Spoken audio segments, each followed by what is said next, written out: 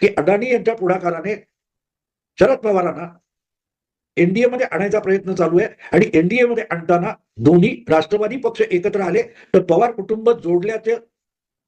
पुण्य हे अदानींनाही मिळू शकतं, मोदींनाही मिळू शकतं आणि बदल्यात शरद पवारांना आज या उतार वयामध्ये भेडसावणारी जी चिंता आहे तिचं निराकरण होऊ शकतं. अजितदादांची लाडकी बहीण केंद्रात मंत्री होऊ शकते आणि पवारांच्या लाडक्या अशा एकाच दोन मंत्र्यांना अजितदादांच्या मार्गाने महाराष्ट्राच्या सत्तेत सहभाग मिळू शकतो. आणि कारण सरळ आहे, अदानी हे एक कारण आहे, पण सत्तेपासून दूर राहणं, सत्तेपासून वंचित राहणं हे शरद पवारांच्या स्वभावातलंच नाही. त्यामुळे कुठूनही फोडाफोडी करून जर महाराष्ट्राच्या सत्तेत सहभाग मिळणार नसेल तर मग तो